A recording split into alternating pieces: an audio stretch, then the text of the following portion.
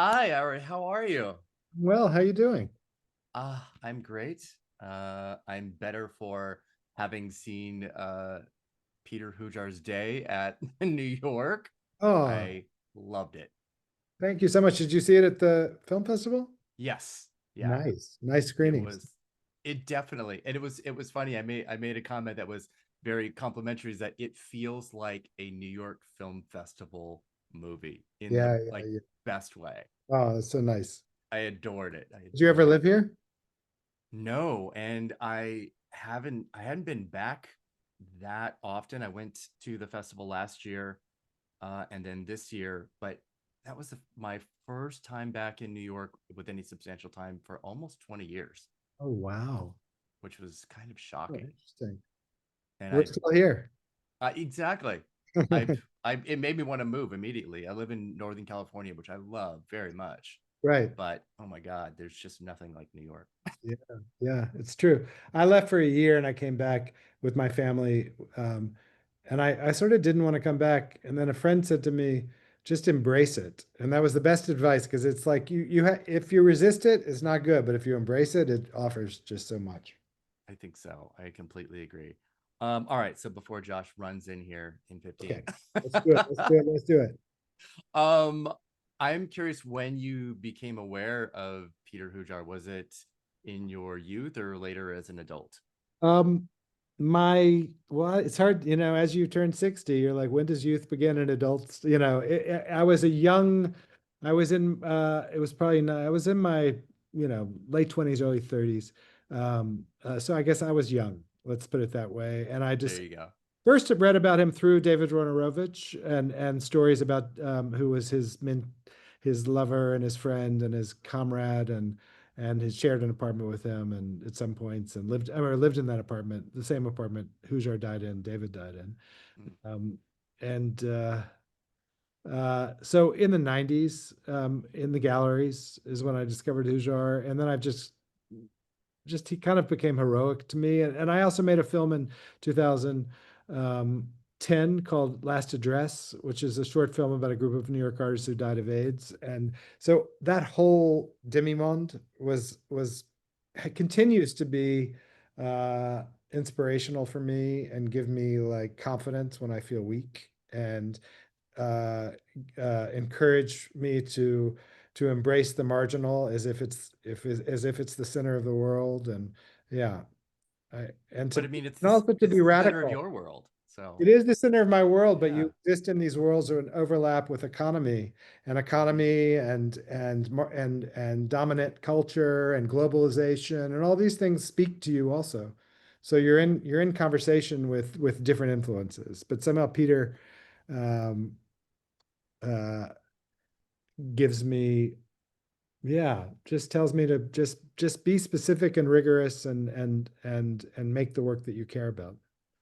Oh, I love that. How were you introduced to Linda Rosencrantz, and what, if any, was the collaboration process of turning the text and book into a Yeah, screenplay? I DM'd uh, her after having read the book and seeing that she was on Instagram.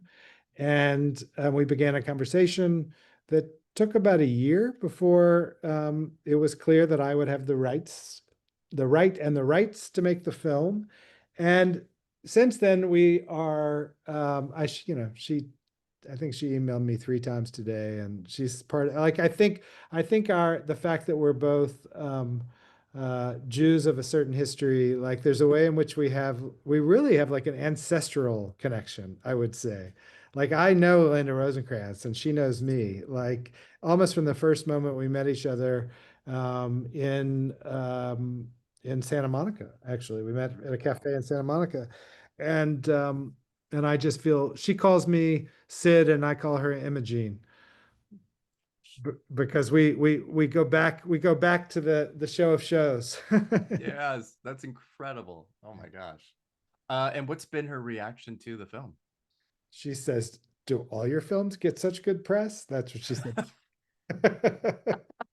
They kind of do, though, and should. Oh, thank you. And I think she's having a ball, to be honest. Though she refuses to get her photograph taken next to Rebecca Hall. She will get her photograph taken if she's two people away from Rebecca Hall, but not standing right next to her. Because Okay, but if you look at the side by sides of Linda at that time and Rebecca now, it's uncanny. It's yeah, incredible casting. I agree. Well, it's incredible acting, and Hmm. Rebecca, because it's not cat. It's really this is the first film where I've worked with actors who I ask to work in a different accent than their own. So by nature, the film is theatrical. It's not a realistic film. It's a theatrical film, and I really took great pleasure in that. And it gave me a kind of license and liberty to be both real and hyper real, if that might make sense. I think a lot, you're someone who probably I love I think one of my favorite scenes in all of film is Elizabeth Taylor telling the telling us what happened suddenly last summer, when she actually tells the story of what happened suddenly last summer. And you realize We it's not just procured for him. and she does it with such it's so unnatural and so authentic and human. And it's and I think for me, when I was shooting the last scene of Peter Hujar's Day, and Ben is in a chair describing what happened downstairs out his window, these sex workers describing their day and their work. And I really like I embraced the unnatural in that moment. And for me, that was really a joy to make a movie that is about a time, but it's also about the pleasures of this art form, cinema. I love you were going right into the performances and these two roles and actors because you worked with Ben before and now Rebecca. In thinking about that, what was your initial need for those roles, and what did Ben and Rebecca bring that was unexpected? Well, I wouldn't have made the film without Ben. The idea of making the film based on this text with Ben Whishaw happened all in one moment. And we were working together on passages at the time, and I wanted to continue that collaboration immediately. So I had this idea for something that we could make an art project, really. And I think what I didn't know that Ben could do so well is to make every word count and every image vivid. That's quite extraordinary. It is. I am such a fan of his and have been for so long, but what he was doing here felt so different and new for him. I think I likened him as like somewhere between like Little Edie meets Truman Capote. Oh yeah. Yeah, I yeah, was just the way he was sitting in chairs, the way he just was yeah. fidgety and just name dropping. It felt so Yeah. natural. And it's very musical. And for him, I think it was um, like a form of jazz because he's quite he's totally precise to a way of speaking which is not dialogue but is conversation. And so he's really had to memorize every pause. I mean, I wasn't like he would get like electrocuted if he made a mistake, but it was basically the task was to get the way words came out and in what order they came out and in what back somersaults are done in the describing of things. What I think neither of us were aware of, even having read the text and worked on it, and I feel like it took me a long time to realize how extraordinary the storytelling is. That it's not just someone telling a story of their day, it's someone with an incredible ability to use words and images to convey uh, a reality through language. I mean, it's very dense, the images and the moments that he conveys. It Um, is. It's very, very vivid. Absolutely that. And I think it is so beautifully accompanied by the costumes and the production design, which are also so very limited, but have to be so specific because we're in them for 76 minutes and yeah. almost only in them. Um, and that apartment, I would move into the that apartment like today, like in a heartbeat. How closely modeled after Hujar's own, It's or after Linda's apartment. Linda's own, and was it? And where did your team want to create something of its own? Yeah, we had a few photographs that Linda shared with me of her apartment. So there were elements like the candles on the table and the tablecloth and a grandfather clock on the wall and spider plants. And there were a few things and a little macrame here and there and that were very specific. But really the great designer Stephen Phelps, who had just come off Honora and is just a really fantastic eye. I think he just played in the reference of that time and also in the specificity of the space we were using, which was an apartment on the top floor of Westbeth, which is a Mhm. um, uh, old Bell Laboratory building that in 71 became city-owned, nonprofit housing for artists, low-income housing for artists in New York City that's still active. So 50 plus 70, 50 plus years later, it's still a place artists can live in the West Village of New York. And they gave us this space for a couple of months because they felt that their mission of supporting artists aligned with our mission of telling the story of Peter and that time. So they gave us the space for a couple of months, which allowed us to really experiment with how that space looked once we started decorating it at different times of the day. So ultimately, that became the film, which is like a sequence of images of a certain number of spaces at different times of day. Love that. And I love too just the when it breaks out into those moments of Linda and Peter in sort of like this like photo shoot mode together. I adore Yeah, well, those I think I moments. wanted I wanted it to be a film that was as much about process as it was about story, and like that we were making something, and that the act of making something in itself has beauty, and also the film is a portrait of a time, of a city, of Hujar, but also of this friendship between Peter and Linda. And so questions of what is portraiture were really important to me, as they are obviously in Peter's work. Yeah. Um, I'm struck by how often your films are about artists or artist adjacent. Mhm. When you begin writing, is that intentional, and are you finding ways to comment about your own work in doing so? Well, I don't think I'm commenting as much as drawing upon. I think it's I last year I read all of Andrew Holleran, and Mm-hmm. and I what I really loved, and I really think Andrew Holleran is the unsung genius of American letters that has gone unsung because of his focus and belief that you could spend a whole life writing about gay men and that was valid.